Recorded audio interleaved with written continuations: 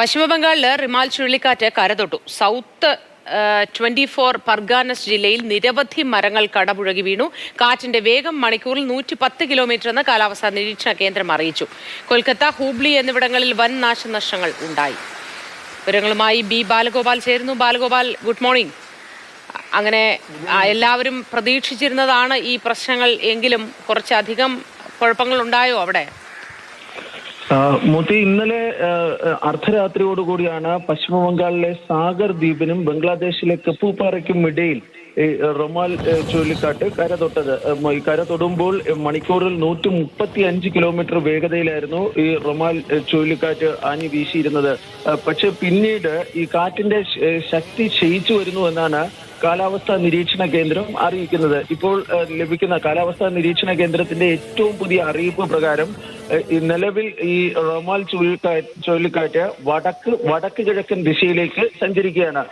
അടുത്ത 3 മണിക്കൂറിനുള്ളിൽ ഈ കാറ്റിന്റെ ശക്തി ഇനിയും ക്ഷയിക്കുമെന്നും ആണ് കാലാവസ്ഥാ നിരീക്ഷണ കേന്ദ്രം വ്യക്തമാക്കുകയും ചെയ്തിരിക്കുന്നത്. ഈ റൊമാൽ ചുഴലിക്കാറ്റിന്റെ പശ്ചാത്തലത്തിൽ ഈ പശ്ചിമ ബംഗാളിലെ പല പ്രദേശങ്ങളിലും നിലവിൽ കനത്ത മഴയാണ്. കൊൽക്കത്ത, സൗത്ത് 24 പർഗാനാസ് തുടങ്ങിയ പല പ്രദേശങ്ങളിലും ഇന്നലെ രാത്രി മുതൽ തോരാത്ത മഴ ഇപ്പോൾ പെയ്തുകൊണ്ടിരിക്കുകയാണ്. ഈ പ്രദേശങ്ങളിൽ നിരവധി ഈ മരങ്ങളും മറ്റും കടപുഴകി വീണു എന്നാണ് പ്രാഥമികമായ റിപ്പോർട്ടുകളിൽ നിന്ന് മനസ്സിലാകുന്നത്. കാരണം രാവിലെയോടുകൂടി മാത്രമേ നാശനഷ്ടത്തിന്റെ കൃത്യമായ ഒരു കണക്ക് നമുക്ക് ലഭ്യമാകുകയുള്ളൂ. ഏതാണ്ട് 1 ലക്ഷത്തോളം പേരെ ഈ ചുഴലിക്കാറ്റിന്റെ പശ്ചാത്തലത്തിൽ മാറ്റി പാർപ്പിച്ചിരുന്നു. അതുകൊണ്ട് തന്നെ വലിയ തോതിൽ ആൾനാശമൊന്നും ഉണ്ടാകാൻ സാധ്യതയില്ല എന്നാണ് പൊതുവെ ഈ ഉദ്യോഗസ്ഥരും മറ്റും വ്യക്തമാക്കുന്നത്.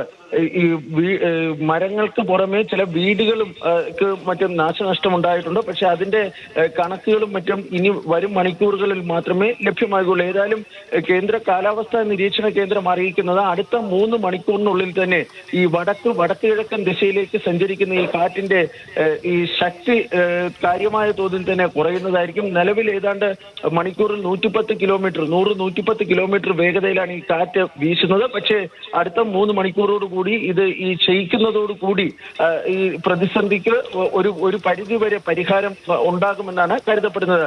പശ്ചിമ ബംഗാളിന് പുറമെ അസം, ത്രിപുര തുടങ്ങിയ സംസ്ഥാനങ്ങളിലും നിലവിൽ റെഡ് അലേർട്ടാണ്.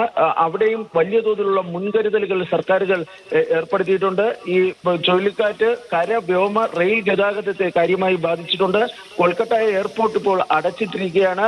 ഇന്ന് വൈകിട്ടോടുകൂടി മാത്രമേ അവിടെ നിന്ന് സർവീസുകൾ ആരംഭിക്കുകയുള്ളൂ. ഏതാണ്ട് 300ഓളം ഈ ആഭ്യന്തരവും ഈ വിദേശ സർവീസുകളും ഉൾപ്പെടെ ഏതാണ്ട് 300ഓളം വിമാന സർവീസുകൾ ഇത് ഈ ചുഴലിക്കാറ്റിന്റെ പശ്ചാത്തലത്തിൽ റദ്ദ് ചെയ്തിട്ടുണ്ട്.